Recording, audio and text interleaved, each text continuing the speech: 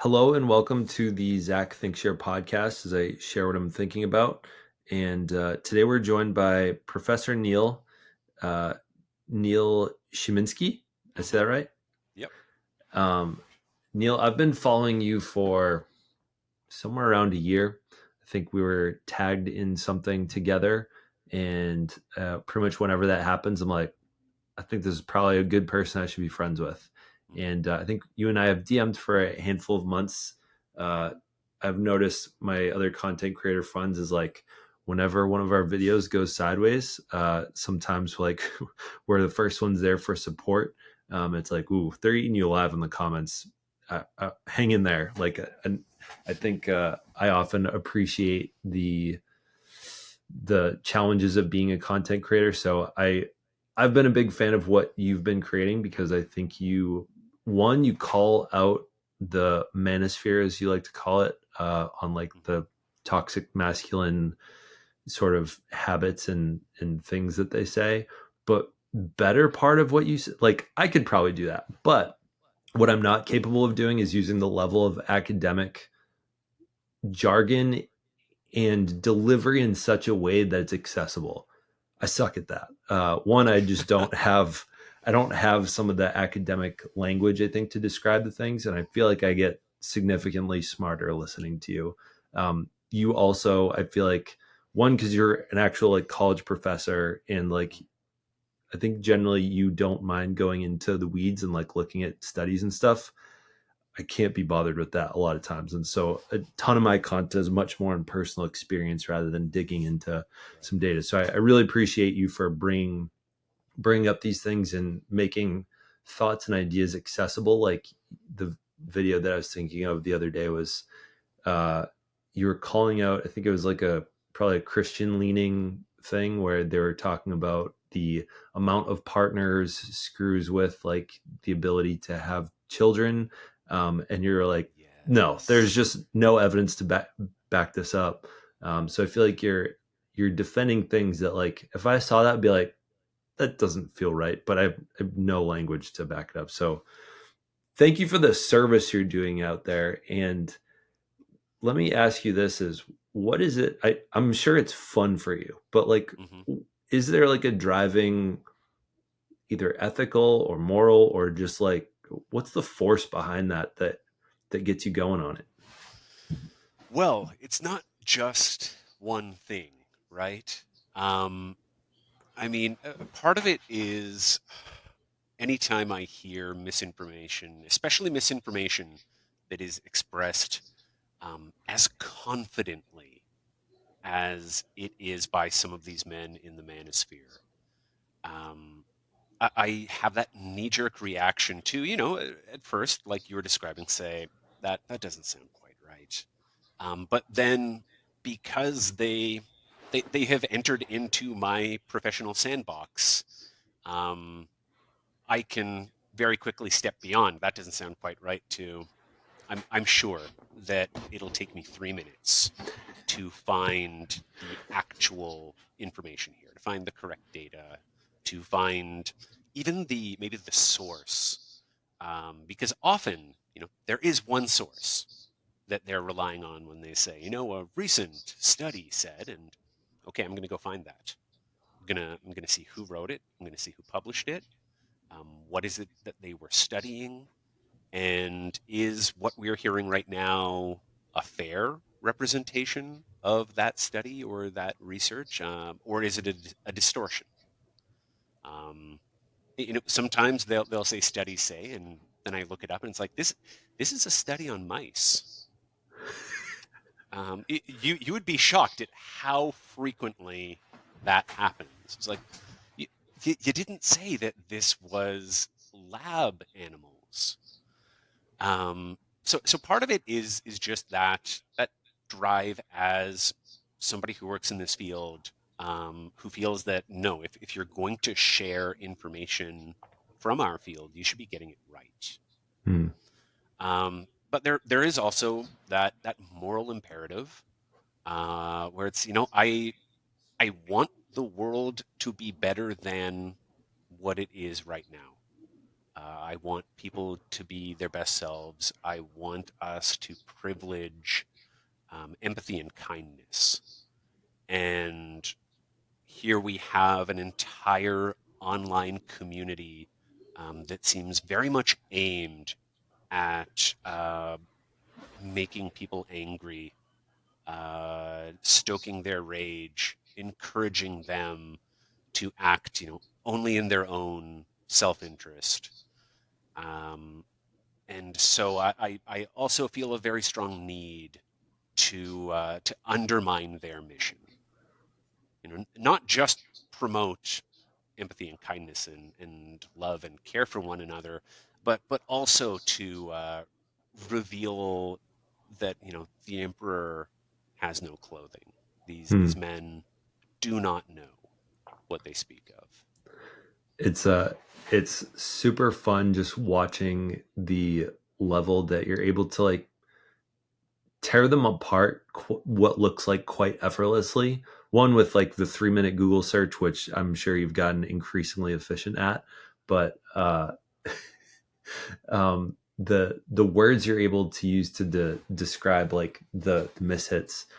I, I feel like one of my greatest hits of watching you was the canned pumpkin guy. Mm. And the only frustrating part I find about your videos is that you don't you don't give you don't tag like the original creator in it, and because I know I always want to look that person up, watch their whole clip, and just like experience like the I feel like in our culture, like we love watching stuff like for rage porn. We just love watching like the whole thing so we can feel pissed off about it because it feels a little bit good to be angry at something. Why is it that you don't tag the original creators and things? So there are actually two reasons for this. One of them is entirely self-serving, which is when I have tagged the original creators in the past, I did do that originally. It made it very easy, especially if they had a strong following themselves, for them to flood my videos with comments from their followers. Would make the comments incredibly unpleasant spaces for the people that followed me. So I felt, I had not considered that. yeah, it there were videos where I would spend half an hour just blocking people. Um, it, Incredibly unpleasant. And so sure you do lose something. You lose access to the original. For people who like to be certain that I'm actually representing the people I'm responding to fairly. I can appreciate why they would feel that's a loss too. But it just did not seem worth it to invite that sort of response. Hmm. Um, the other reason for it too. I'm gonna guess this one real quick to see if I'm right because I thought this was gonna be reason one, which is like, I think sometimes you're probably going to be the bigger creator, and by putting a spotlight on someone that's putting out crappy information, you're actually like the amount of press Andrew Tate got from people disagreeing with him. Actually, he just like soaked up all the attention from that. Is that reason too? It's that's part of it. It's the traffic that they get, right? And that traffic can benefit them. It because as you're describing, the algorithm doesn't discriminate between whether we are paying attention to somebody because we love them or we hate Hmm. them. So they could get a boost in that way. The other reason that the traffic can be a problem, though, is that it can actually, especially in cases where the person I'm responding to, I think, sometimes they're well intentioned. Sometimes, don't get me wrong, they are just evil.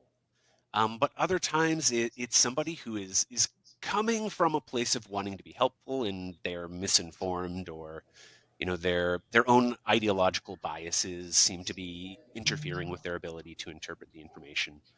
Um, I have a large enough following that I have received messages from people who say, "Hey, look, people have found me from your video. Um, this is really upsetting. People are leaving hate messages. They're saying, in one instance, I had somebody who's saying, they keep on telling me that they hope my girlfriend leaves me. And she's upset now. So I'm also trying to account for the fact that, once somebody watches my video, I don't have any control over what they do next. Hmm. And some people will make it a mission to go and find the person that I am stitching and let them know just how much they despise them. Hmm. And that is much more difficult if I'm not giving you their name, I am not giving you a link to the video. And I do want to be mindful of that. Yeah. I think there's a reason why Dan McClellan, who also makes response videos, he actually has a message at the beginning of every response video that he makes where he says, "Do not harass this creator." Hmm. So specifically putting the call out there to say, "Look, I am not calling on anyone to dogpile. My goal here is not to start a wave against this person, no matter how misinformed we think they may be." So that's not my objective, and I'd like to keep us focused on, okay, like what are they saying here? What sort of harmful messages are they putting out there into the ether, Yeah. without necessarily drawing attention to the creator themselves? When it comes to those like really crappy comment sections that people have dogpiled back onto you, Hmm. has it have you noticed that it's more on TikTok versus Instagram?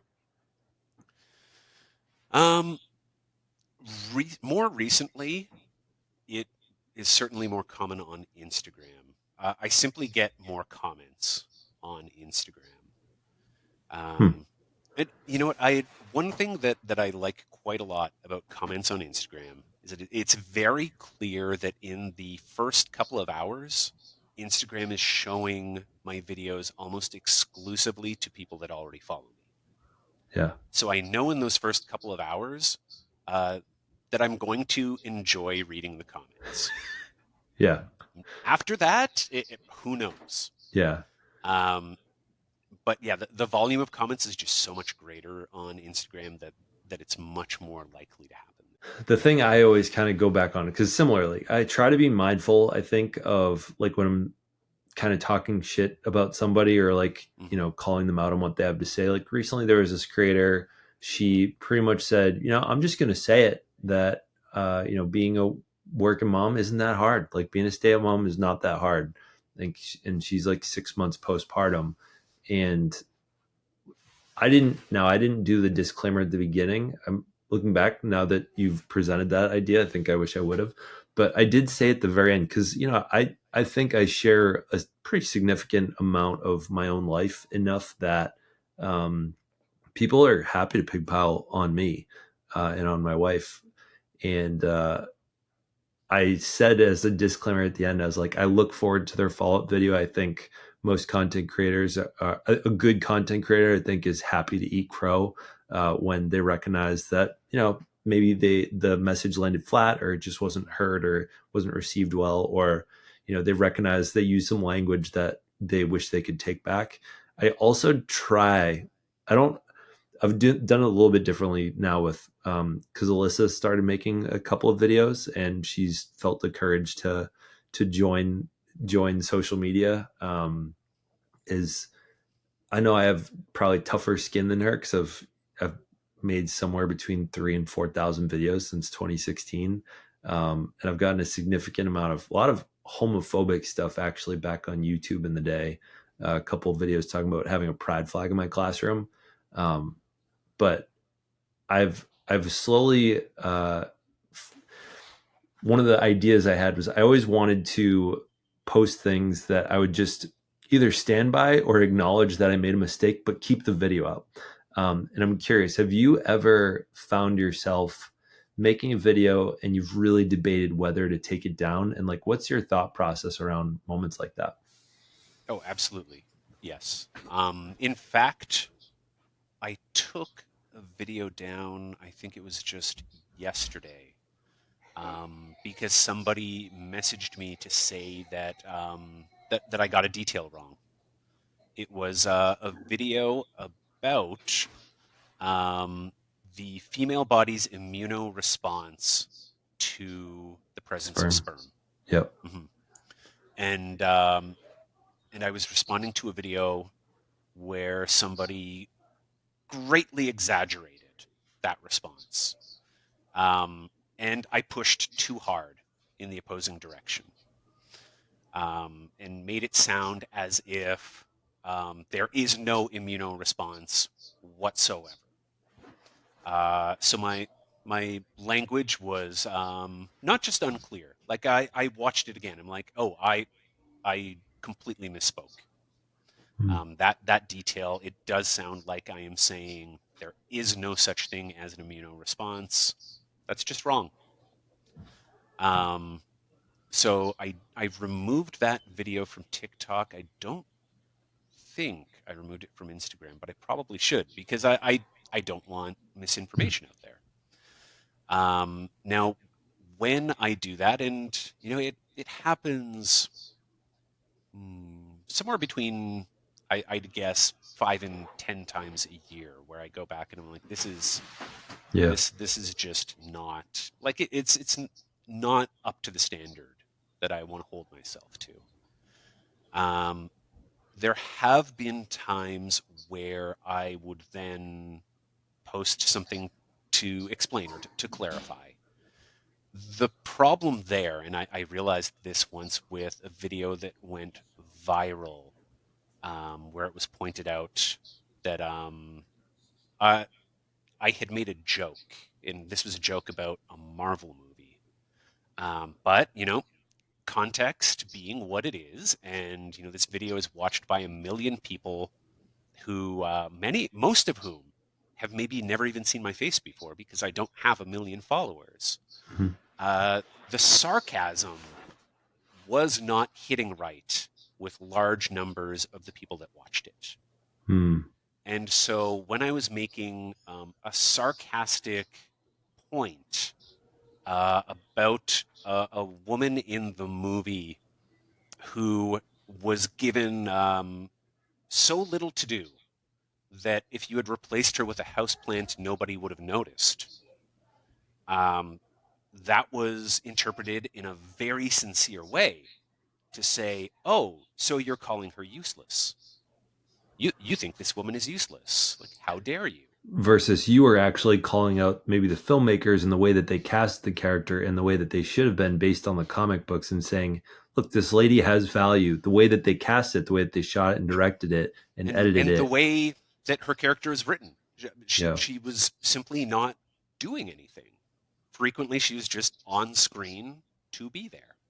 And it's just like this is I meant this as a criticism of the writing, but not reading my sarcasm as sarcasm.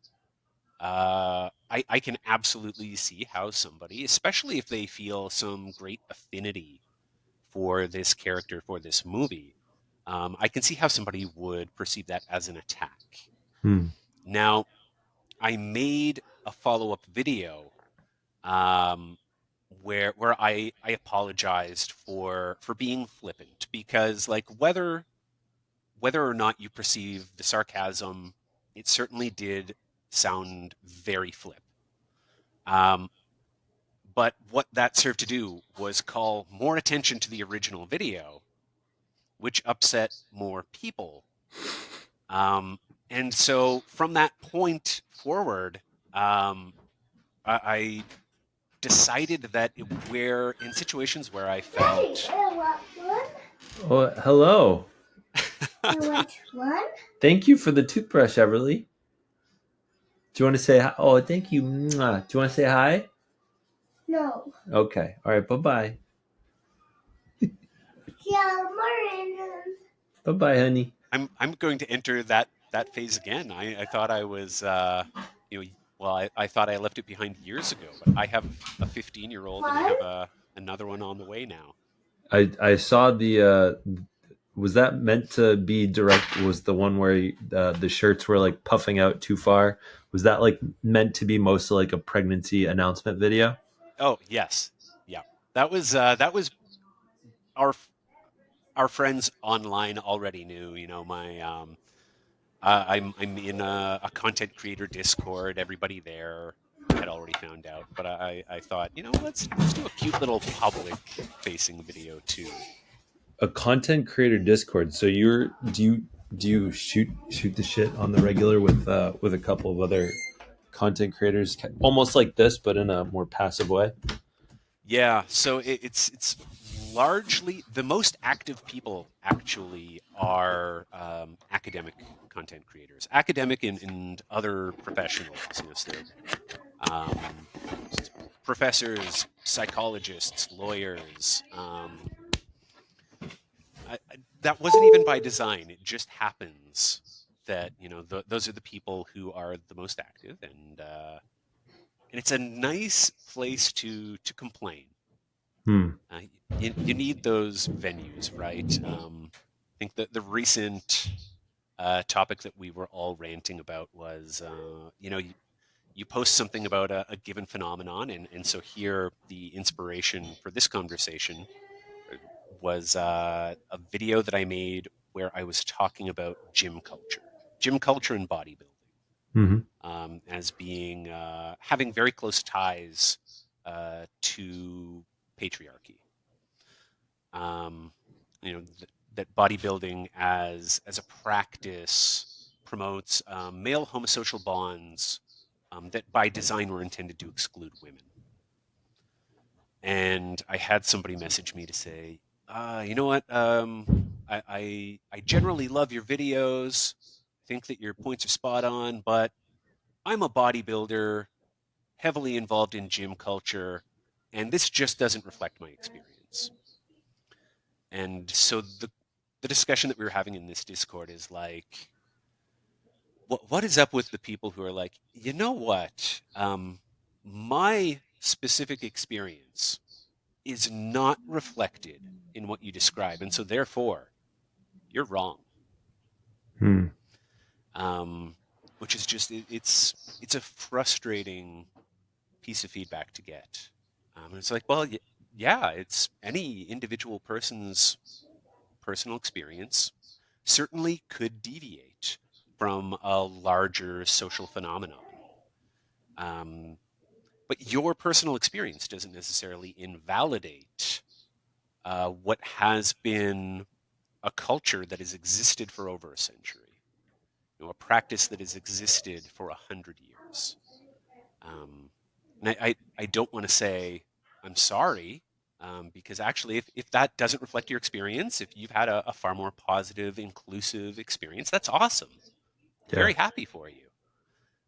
That does not mean that your experience is reflective of gym culture as a whole, though, which, I would hope that you have seen videos on platforms like Instagram or TikTok that show you are actually quite hostile to women in a variety of ways and are like very toxically masculine spaces in a lot of ways too.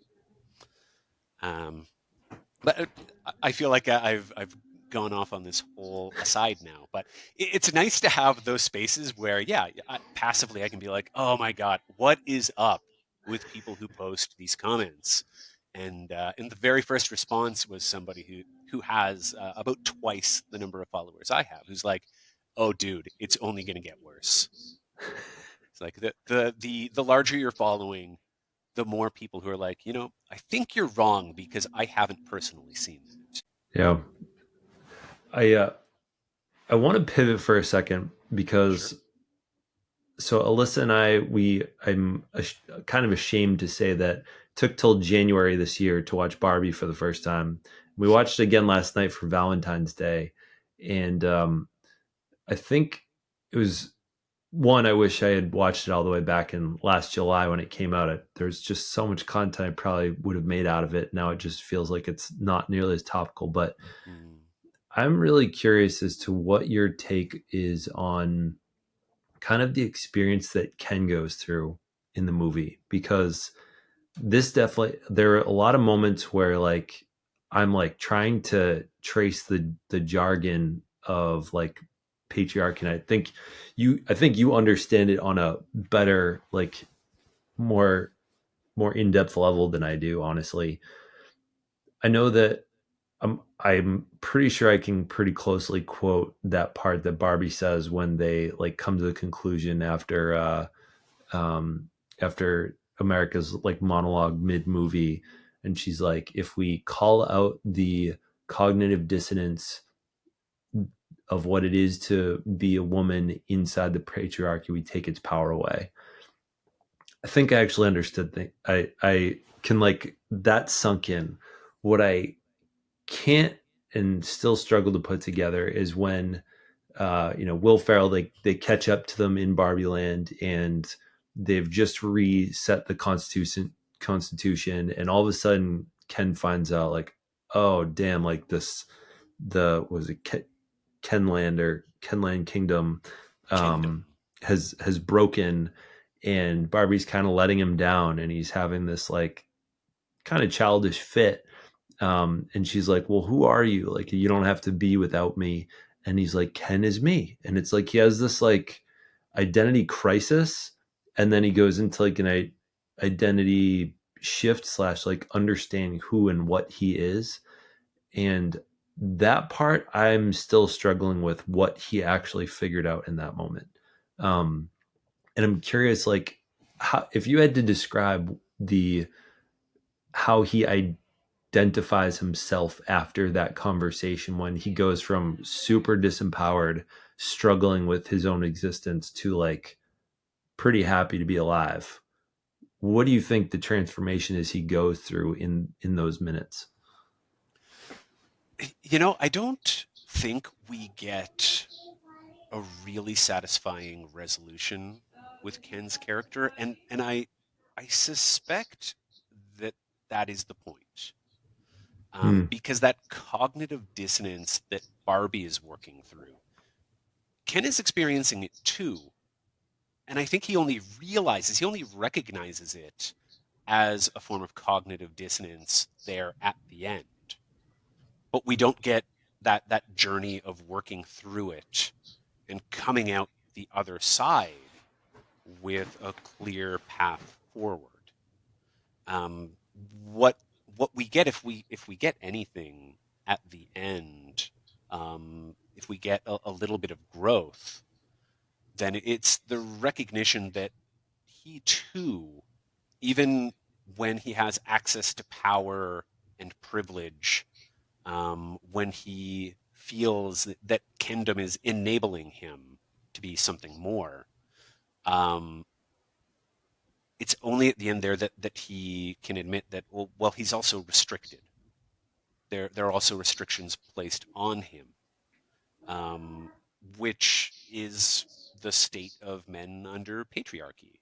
Like, sure, we have access to power and privilege, but only for so long as we abide by its rules. Only so long as we stay in that very tightly scrutinized category of proper masculine man.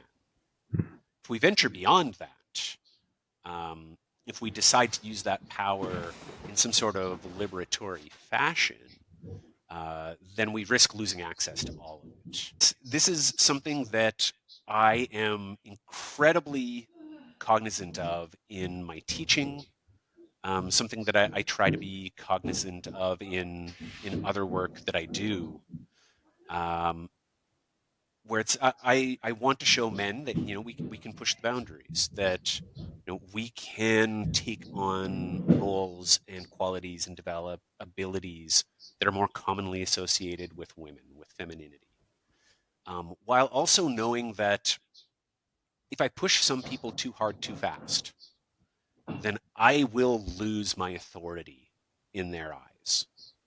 Um, it will go from here. We can expand what is possible, what is permissible. We can welcome in other aspects of humanity that aren't commonly associated with men. I can make masculinity a little bigger for them. But if it's like, no, we got to explode the whole thing, we got to start over from scratch, people will shut down. They'll Mm. shut down and they'll say like, no, oh, oh, I get it. You're a lunatic. All right, bye.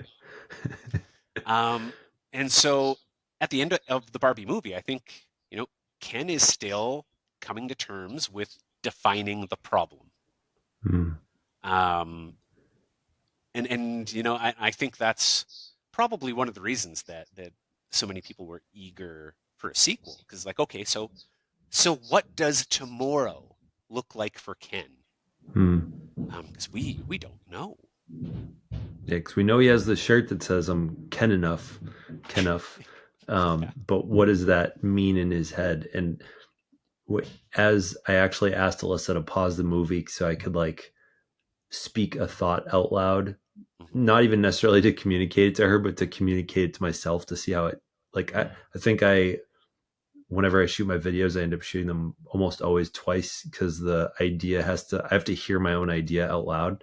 Sure. Um, and when he was like, "There is no Ken without Barbie," and then she's like, "No, there's Ken and there is Barbie and there is Ken," and then he he like gets validation of his role, and then he like goes and like bends her over to kiss her again, and she's like, "No, no, no, no, no," and what I that was the moment I asked Alyssa to pause, and I said, what I think he's experiencing is he's like a mime bouncing off the walls of I think what's been I don't know if this is a popular term, but it seems to be the man box of like Mm, the different possible roles you can be as a man. And one of the things I experienced, which feels like maybe an odd parallel, but a little over a year ago, my hair was growing out, and I wanted to let it grow out. Part of it is that our daughter now has like some pretty decently long hair. She's 2.5, and I don't know, I didn't know how to take care of it.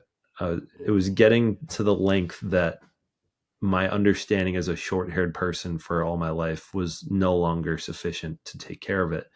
And so I said to Alyssa, like, I think I want to grow it out so I can better understand like how to take care of long hair, like what the experience is like. At least like I don't have to do this forever, but like I'm happy to go through a phase for a learning process and empathetic process. And she's like, "That's a stupid reason to grow out your hair." And I was like, "Maybe." She's like, "Why do you really want to grow out your hair?" And I was like, "She's like, how do you want it?" And I was like, "Honestly, I want it in a way that I know how to take care of it, but like I only know how to take care of it because I was never introduced to another way. So I don't know if I like long hair. I've I just have no experience with it, and that's what I've always been told. And it was like almost felt like a moment of seeing the man box choosing to pass through its walls of like, I'm going to try out long hair because I want to try out long hair, not because it's a feminine thing, not because of any other reason, but because I've never sure. tried it.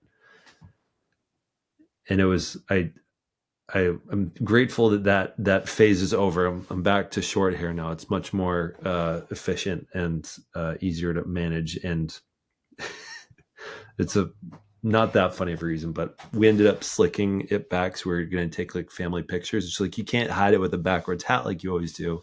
So I had these like mid range ones right here, and she's like, Mm. we got to do something about that. So we slicked it back so it looked like the eventual goal, which was to have a ponytail.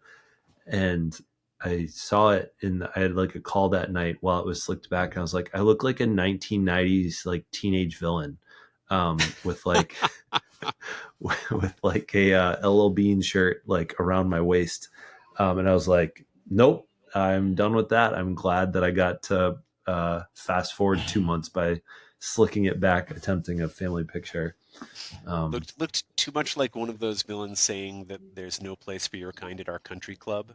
mm, yeah, I think it reminds me of like Power Rangers from the 1990s with like Tony the Green Ranger, or like Mm. who are those get from like from Hocus Pocus, the two guys that like steal the main character's shoes.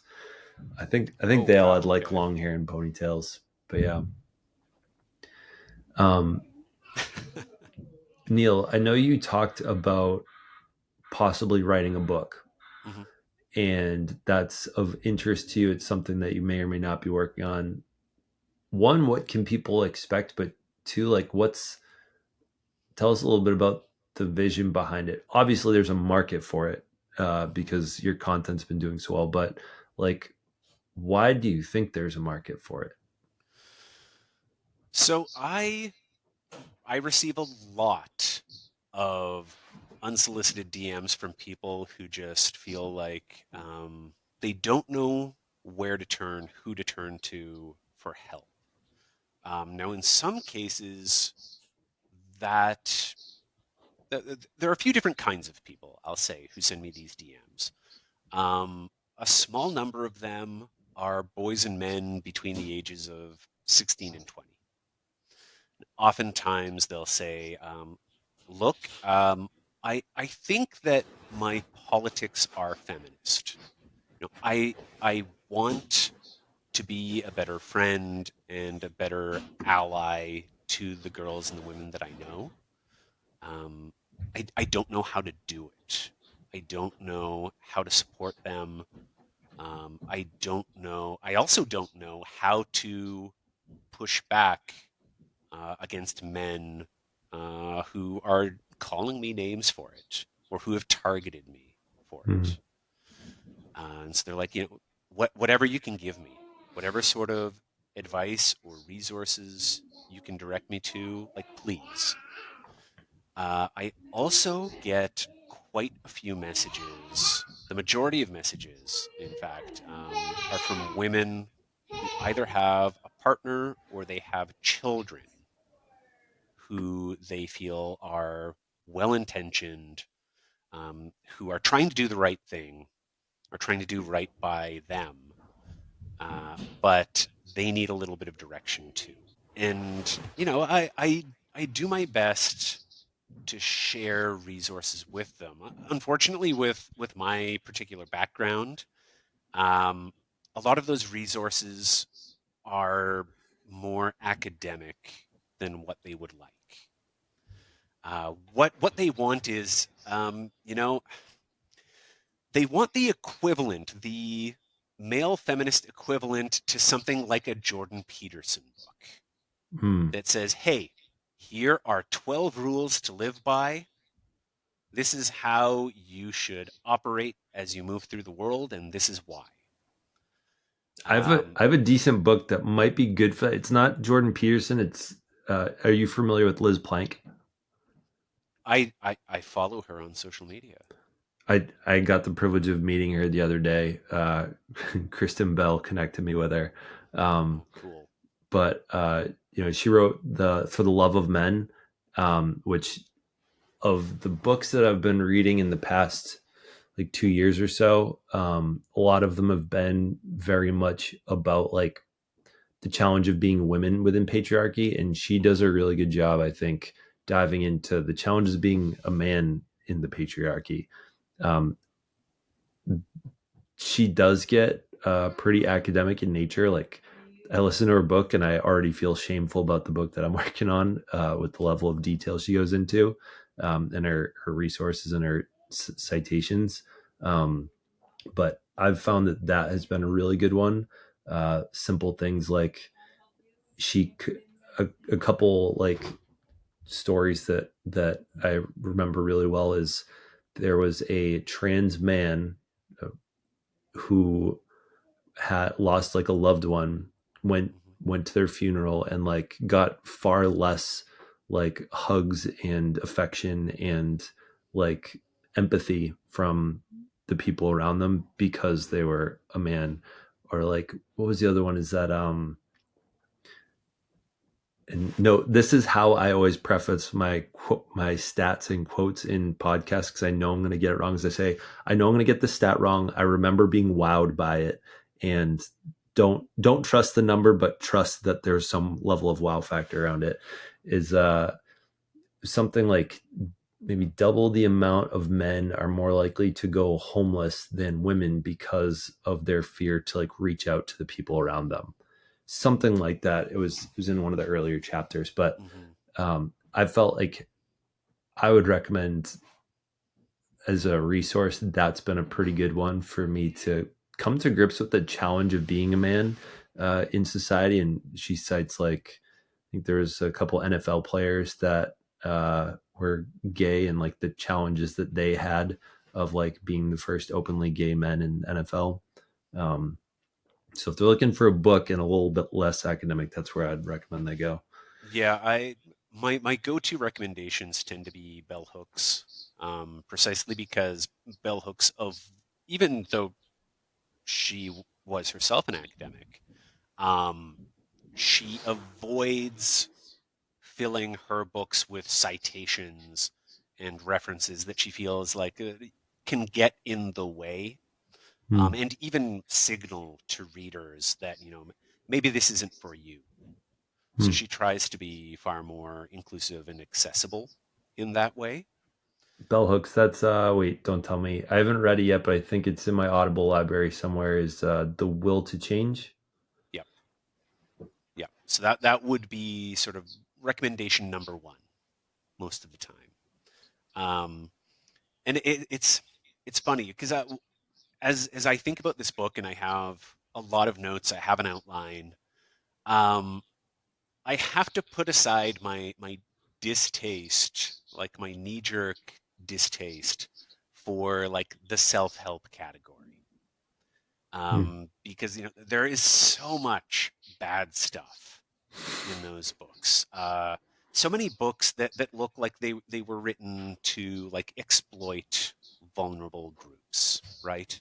Hmm. Um, and but there's a reason why it appeals to people, why solution oriented books like the self help category are what people reach for.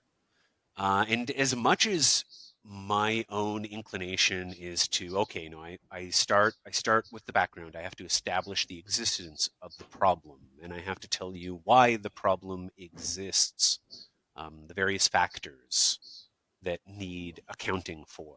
Before we can get into, okay, what are the concrete constructive steps that we can take to remedy that problem? If I want to reach the people who have been reaching out to me, um, I have to reorient myself. It's like, okay, no, I'm going to lead with solutions, and then I'll establish, okay, what got me here? What was the problem that we need to address, and why does it exist? Because that sort of solution forward approach is what people really badly need. And if we're not offering that, uh, what happens is that they go somewhere else and they go to somebody like a Jordan Peterson, Hmm. um, which is the last person that I want them reaching for. Like adamantly bristled and found pain in hearing really anything they heard from Donald Trump or Jordan Peterson. Hmm. And their coach recommended reading their books just so that they could like fully understand like the level of like what they were trying to talk about. And like just their coach also challenged them to, if they had a fear of sharks, to go swim with sharks.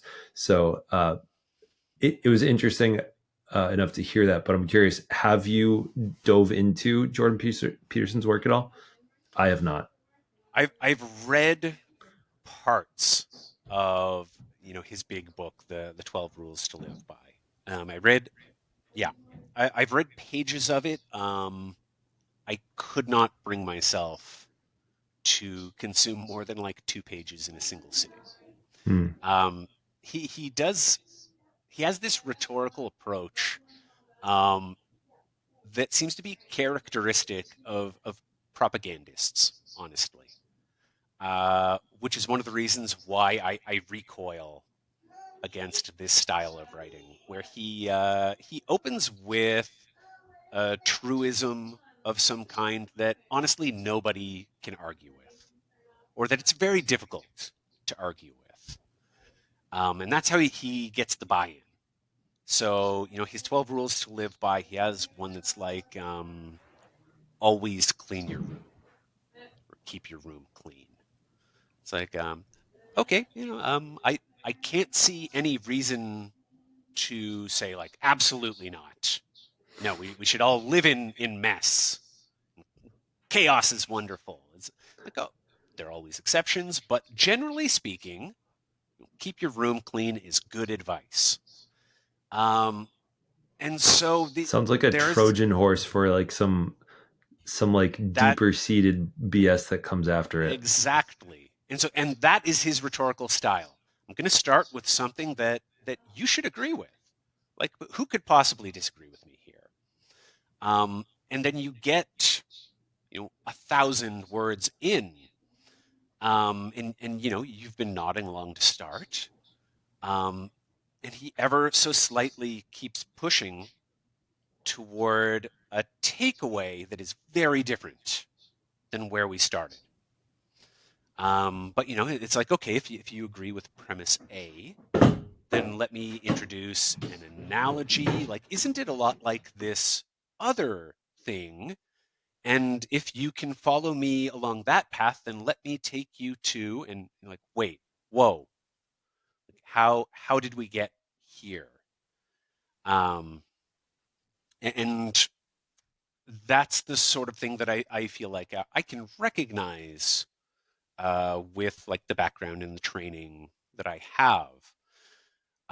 But I know that this book is very popular among 13-year-old boys. And are they just eating it up? That Um, I it, didn't. I knew that his book was popular, probably a bestseller, but like I didn't realize that it was like popular among that age group. That's I don't know really any of the things in the book. I've watched enough of his like content, people reacting to it to have a feel for it, but that terrifies me a little bit.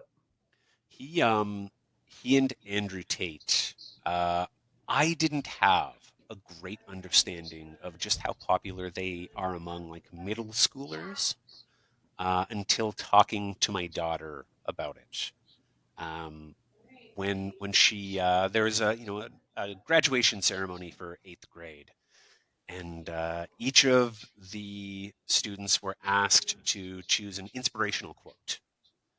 The two most popular people for boys to quote were Andrew Tate and Jordan Peterson. Dear God. And you see their name appear once. There was a slideshow at the ceremony, and it's like, whoa, that I didn't expect that. And then it happens again and again and again.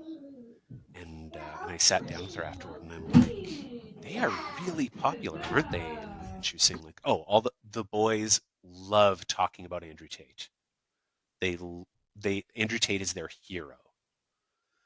I'm like, what? And like, of course, I knew that. Like, obviously, their audiences are mostly men, and they are mostly younger men. I didn't think that their penetration was It's that reaching age, yeah. kids that were that young. Wow. And so, like, the need for somebody Neil, who what the fuck? can This was be supposed to be a fun as podcast. Now I'm just like disturbed. right, yeah.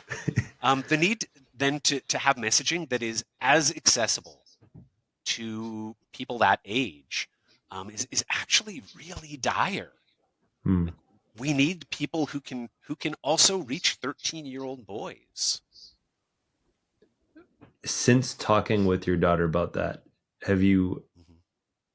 have you come to any conclusions or hypotheses around why you think their message resonates to down to such a young age? I mean, the can't discount the fact that they make what they talk about seem really cool. Whether that is the way that they style themselves. We have two different extremes of like um, Peterson talks very openly about the performance of his outfits, that he wears increasingly garish and over the top like bespoke suits. which is its own display of this like excessive, uh, sort of like the same sort of fantasy that I can imagine a 13-year-old boy having, where it's like, oh, hell yeah, if I have to dress up, I am also going to wear this red and blue asymmetric metallic suit. That looks badass. Hmm. It's dressed up, but it's not what my dad would wear. It's not what my mom would want me to wear. Or, Andrew Tate bragging about what he does with his fleet of cars, smoking cigars, and I think the less said, the better about him. But I can see just that superficial appeal that they hold. To say nothing of the fact that, what I always say about the manosphere in general, and folks like Peterson and Tate in specific, is that they are tremendously good at stoking fear, um, Hmm. at taking something that is actually rather mundane and commonplace, like standard anxieties around puberty and coming of age. Something like, hey, it's difficult for me to talk to girls, and spinning that into a conspiracy that women have against men like you, against boys like you. It's not that it is difficult at 13 for a pubescent straight boy to talk to a girl that he has a crush on.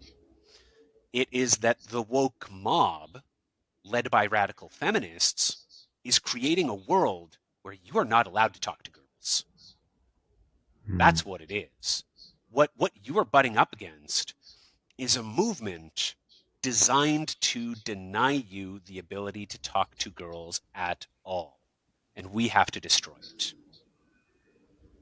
And Rather than I, just calling out, it's like, I mean, I had a, I still recall eighth grade going to talk to this girl, Rebecca, and I was shaking with my pen in my yearbook saying, "Will you sign it?" And I was like, yeah, literally shaking in my shoes. But it was just a matter of confidence. I mean, I think I hit my stride in high school and college and like figured out how to talk to women. But but um, you've identified the problem right there, where you're like, oh, it was my confidence level, and my comfort level, and that's something that I would need to develop, through an iterative process. I have to accept that I am nervous. mhm. So I talk to this girl and another, and I receive feedback, and I grow and I learn.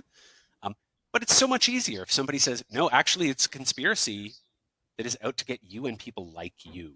Hmm. It's not you. You These don't have these to do any forces work are if it's they're external. the problem. Yeah. Yeah, you don't have to work on anything. What we have to do is take them down. Yeah, how do you have the tallest tower in the city? You can either build the tallest tower or you can shatter the rest of them that are taller than yours. Absolutely. Wow, you're Neil, you're really making me rethink my whole platform. I just went full time recently and I'm thinking maybe I need to ditch Mentalo and just talk about positive masculinity for 13-year-olds.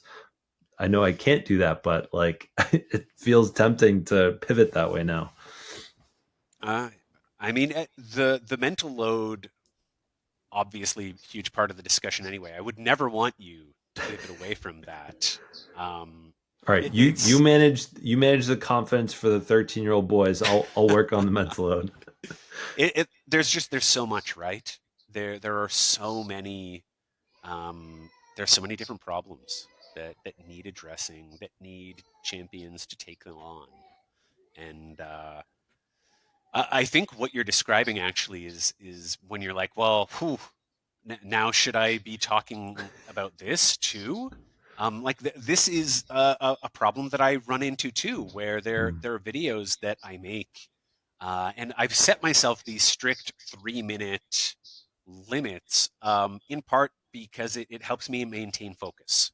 Hmm. Uh, I can't talk about it all. It is so tempting to talk about everything, but it's not realistic. It's not realistic to put that on myself. It's not realistic for me to expect, especially on platforms where people are expecting short form videos. It's not realistic for me to expect somebody who's going to sit through that and actually resonate with, much less absorb my attempt to talk about absolutely everything. Hmm. It's a problem that I have to fight in my teaching too. You know, if I have 2 hours to talk to a group of students, I'm also tempted to talk about everything. Hmm. And instead, it's like, no, I can do justice to these three things. I'm going to talk about three things. Same thing with I've a 3 minute video. Like I can feel pretty good about this one issue. Let's focus on this one issue. I have two questions for you Mhm. to finish up here. One is, from a content creator's perspective, I watch your videos and I can't help but even first think about the workflow of how you do it. Versus like I know most people just dive into like what you're talking about. I'm watching how you do it. I'm curious from the time that you see the video that you have a Mhm. good idea that you're okay, I'm going to make a hit me with it to it being published and done. I'm betting it takes you 45 minutes. It probably starts with a tag or probably you're not seeing a scroll, but you're probably getting one or two tags or DM. Neil, please comment on this one. You take a look at it. Yep, I like this. You download it, you find the first like hook clip that you're doing the pink stitch incoming. You come up with your first line, and then as you're watching the video, you're looking for that second or third hit from that person that you're going to speak to further. Is 45 minutes accurate?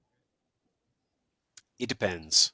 Um, a lot, and to a significant degree, what it depends on is whether the topic is familiar enough that I can actually find what I know I need. Do the homework to back me up. Um, Sometimes I can do that in a matter of minutes, because it's like, okay, I know exactly where I need to go Mm-hmm. to find what I'm looking for. Uh, there are some instances where it begins, much the same way that you described it at the beginning of this conversation, where it's like, that doesn't feel right. I'm pretty sure that they're wrong, but I'm going to have to dig around for it. Um, so that research end of things can take a little more time, depending.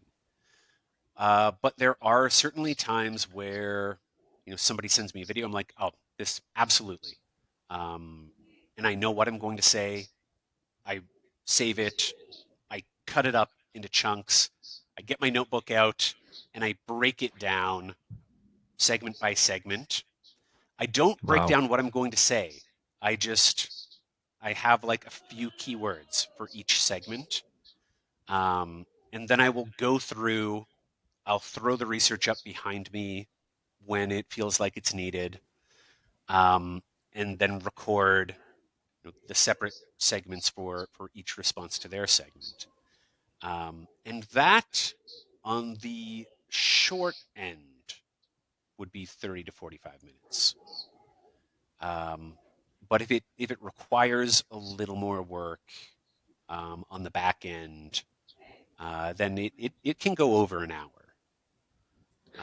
Yeah, One because of the ways, I yeah, feel like I'm unwilling to take more than like I don't know. So if I'm doing like a collaboration with someone else, I'll mhm. take like the time that it takes to make it good. But for the most part, I'm like unwilling to spend more than like 30 minutes on a video, I think. Yep, Unless I like which, have a really big vision for like what it could do. Like there was one that was really cool. I feel like the nerd in you, because I know you talk about a lot of kind of nerdy things. Uh, have you seen the video? I think her name's El Cordova. She has a conversation between the different fonts. So oh, like yes, yes, Helvetica, Arial has a crush on Helvetica. I I yeah, those decided are I was like fantastic. I want to make just a small series just to see how they do of like emotional labor talking to mental load, talking to blue collar work, talking to white collar work. Um, feel like there's some good potential there. So like that was one that I gave time to. But my everyday example of mental loads, like I refuse to Hmm. take more than 20 minutes. Oftentimes I'm like, all right, did I say anything offensive? Check. No, no, nothing offensive. Does it generally get the point home? Kind of. Fuck it. We're at 20 minutes. Like I'm done. Post. So, Ed, so that's I think that's how personally I manage some of these labor and time intensive videos by offsetting them with something that is shorter, snappier, doesn't require that background work. Like I recorded a video yesterday where I was I it's I worried that it's a little too inside, but I stitched somebody who is complaining that the Barbie movie makes fun of men. But this is already a trend where you snip all of the context, and it's become a thing now where you just keep uh, men are stupid, useless, creepy, or evil without that being a complaint that she's making Yeah. about the movie. And so I stitched that, and I threw up a picture behind me that had Jordan Peterson, Andrew Tate, Elon Musk, and Donald Trump. And I turned it I think I into saw I that was one. That yeah was riffing good. on the opening credits to Avatar. And I'm like, oh, this is great, low effort, funny. So yeah, it's a few of those lower effort, less time videos, and then I feel, okay, well, I'm willing to sit now with this hit me with it video that will take time and will take work. Hmm. Um, because I feel like I gave myself the gift of time with this video that took me 5 minutes. I have two questions that I want to ask, but I think I want you to choose which one you want to answer, and we'll have that be the final one.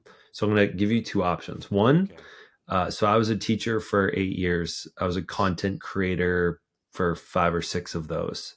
So the first option question is, how has becoming a known content creator impacted your job and like your relationship with your students and or the response from your faculty?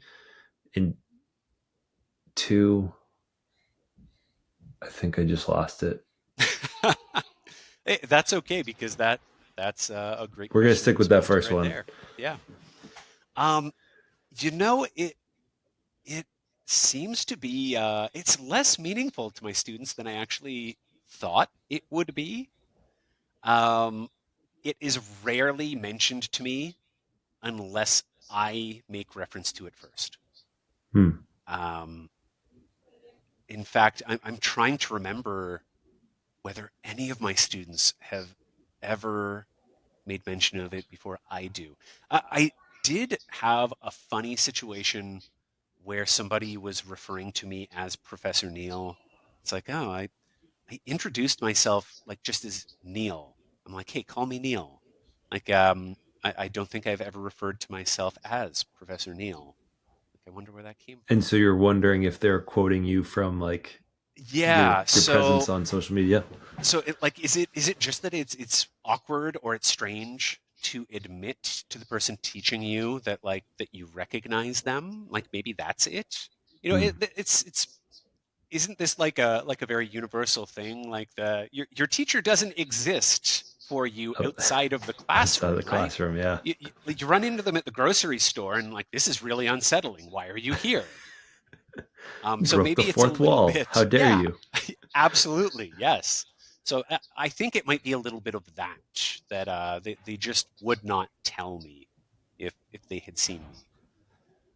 So it hasn't really had an effect there. It has had more of an effect professionally because coworkers, administrators are much more willing to say like, "Oh, hey, I saw a video of yours.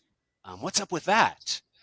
I recently had a meeting with like the provincial president of my union. It's like 200,000 members. It was like, oh hey, I saw some of your videos. Can we talk about them?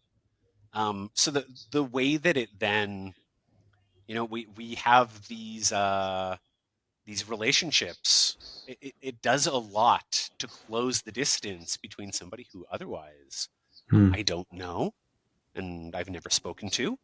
Hmm. The director of international at my college uh, came up to me after a meeting recently. He's like, "Hey, we need to sit down and talk about sociology." It's like, "I love your videos. I want to talk to you about it." Never had a conversation with this person before, Hmm. but already he feels like, "Hey, there's something that we need to talk about." It's almost like by putting videos out there, it's a bid for connection to the world. And so people that are Totally. in your, physical environment, like, are seeing them and thinking of it as like, oh, he's putting out this free information, a piece of himself, and like he's giving the public the opportunity to talk on it. And so that's an easy line that I can grab onto and form a relationship with this person. Yeah, I and never and thought of it quite like that until now, but that's a good point. we often talk about like parasocial relationships as if they are uniformly bad, right? That you're exposed to What's a somebody. parasocial relationship? A parasocial relation. I'm so glad that you asked, and now I'm worried that we're going a little long, but I'll try to make it brief. Parasocial relationship is an entirely one-way relationship between an audience and an artist or a content creator.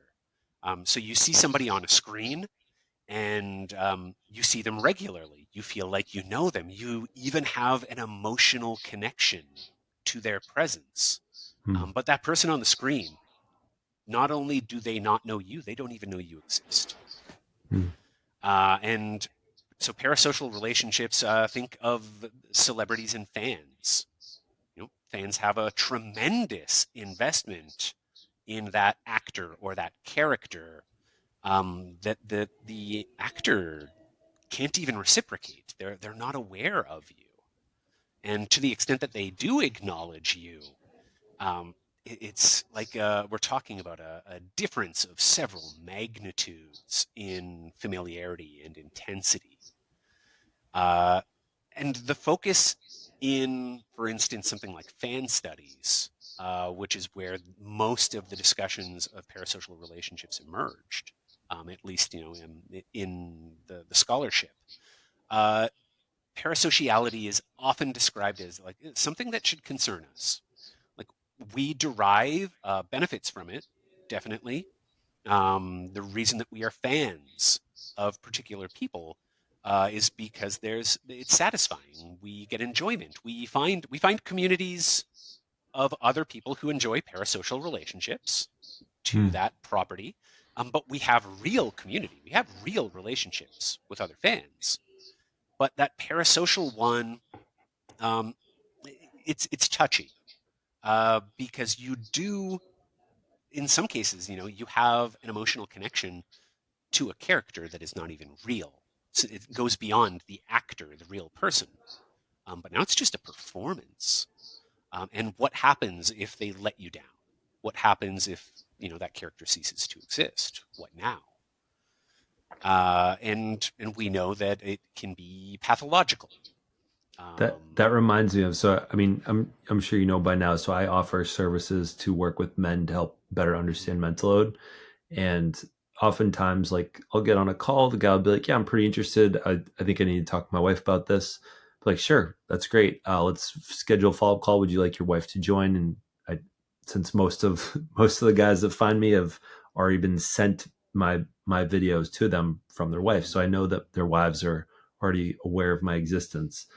And I remember one time being sad that a guy's like, "Oh no, she doesn't want to do that. She doesn't want." She said something about like never meet your idols, uh, or something like that. And I was like, I Sure. I think what was being pointed to is she didn't want to break the parasocial relationship that she has with me, and possibly breaking that positive experience and finding out I'm some different version of what she had hoped. Absolutely. So yeah, you're getting at like how complex parasocial relationships can be here. Hmm. Um, and there may in fact be very good reasons that we want to maintain the distance of a parasocial relationship. Precisely for that reason, we don't want to be disappointed. Um, but a, a, a very a significant amount of attention that's paid to parasociality is when it turns pathological, when it turns into stalking, obsession. Um, Whether that stalking is online or even in person, and can result in violence. Uh, but parasociality has these good things too, where um, it and I say good from my end because often for the content creator, the parasocial relationship is like a tremendous source of anxiety. You know, Hmm. I am very aware now, particularly when I'm in large cities, that I am moving through a space where I am encountering multiple people in a day who recognize me, who know me, and not only do I not know them, but I don't know who they are except through like little micro cues in a lot of cases. I was in Manhattan a couple of months ago. Um, I went for a walk, and twice I got the exact same double take from two different people, and it was that It's look because they of, thought they saw James Vanderbeek. well, they certainly thought they saw somebody they knew, and so I Hmm. got like the hey, and then they pulled it back because in 2 seconds it looked like they ran through the process of, hey, you're familiar. I like you. Oh, shit. I just remembered why I recognize you. You have no idea who I am. I'm going to keep walking and pretend that never happened. Wow. Um, and, I and, and that that can, so I got it recognized freaks four you out a little times. bit. I've been recognized, I think four or five times in the past 6 months, and like someone, the coolest one was my friend kept telling me I was famous, and I was like, I haven't been recognized in public yet, or like it just happened like a Mm-hmm. coincidence. I was wearing my exact outfit that one of my viral videos, and I was in public, and like I told him this like 10 minutes before we stepped out. As we're stepping out, we've been outside of this door for 5 seconds. This girl walking by just looks at me like, hey Zach, I really like your videos, keep making them. Like just walks by and like acknowledges my existence. Like she didn't even change the cadence of her step. Um but I walk around like, I made a video recently how I was on an ego trip the other day because I was like, I don't have merch, but like I have things to identify me with. Mm-hmm. And I was in Austin, Texas. So I was like, all right, I can get recognized in my home state. How famous is 350,000 followers on Instagram? Like, do people like, would someone recognize me? So I had my shirt that said "Recovering Man Child" on it, and I walked around, probably looked a little dumb with my chest puffed out, hoping someone would recognize me, honestly. Um, and I was just so curious as to if someone would notice me. I have not experienced what you just described, which is someone does a double take, and you can watch in real time them saying, wait a second, this is a parasocial experience. Yeah. They don't know me. Okay, I'm not talking. And Alyssa tells me all the time, sure, 4 or 5 people have acknowledged you and thanked you for your videos. How many are not saying anything? And And that's this, what I would love to know. let me tell you a story, and I don't know if you want to wrap it up after this. I can tell you a story about this. Um, I was in LA last summer. My wife and I and my daughter went to an improv show. And I would have left that show telling you, oh, uh, nobody recognized me. But as my wife was standing in line for the washroom, um, or I should say bathroom, I only recently learned that washroom is a Canadianism. Um, so she's standing in line for the bathroom, and she hears over her shoulder somebody say, "Oh, that's him sitting right over there," and I think his wife is with him. I saw her too, and she only overheard it because they didn't know that she was in earshot. They never said anything to me. There was no acknowledgement, and yet that conversation is occurring. And not only did they recognize me, they recognized her. Hmm. And that is in one of those moments where I'm like, um, this sounds like it was just positive. Sounded like it was a discussion between to people who know me and like me. Mm, Um, God forbid it should ever be a conversation between people who know me and dislike me. mm, But yeah, yeah. Alyssa is absolutely right. This is happening. People are recognizing you, and they, I think, wisely recognize that it would be too weird to tell you that. Although that Mm, said, I did have one day where two people introduced themselves to me within 5 minutes of each other. Um, wow. and the first had not seen, or the second had not seen the first person do it. So it was just two people who were like, "Oh, hey, you're that guy from the internet. I love your videos." So I mean, some I people have fully that welcome chutzpah. it. When you say that they don't want to interact with you wisely, why do you think that that's wise for them? You know, I say that wisely, not because I would be offended in any way. Hmm. Um, I like that we are at a point though where people can recognize, and maybe this is also because it's LA, and somebody that you recognize from a screen is a dime a dozen there. Um, but they recognize the possibility that somebody could have a boundary there, that they could react poorly. And so for their own sake, I can appreciate uh, that they would want to play it safe. Mm, So not introduce yourself to somebody who is at a show that you have all paid to access, who is there with his family too. mm. Um, I wouldn't react poorly, but I can absolutely imagine a world in which somebody would. And better safe than sorry, right? Yeah, that's a good point. Yeah, my it sounds like you're a more humble person than I am. I'm all for people approaching me and taking selfies with me and tagging me in it. The one thing I've noticed is all the time, like I'll even be, I have this consistent curiosity similar to this of like if I'm if I'm walking by 10 moms in a supermarket, I'm thinking there's my views overall, like if I counted all of them up, I think they're somewhere between like 60 or 70 to 100 million views. Hmm. I'm pretty sure the odds are they've at least seen my face before. They might not follow me, but they've probably seen my face once before. um, and I've sort of tested this theory out whenever, like, I went to VCon last year, Hmm. Gary Vaynerchuk's conference, and there are a couple of promoters there. Found out they were moms, and I was like, yeah, like I make these videos about X, Y, and Z, which I was at a third of the following that I'm currently at, and they're like, oh, wait, yeah, yeah, yeah, I've seen you before.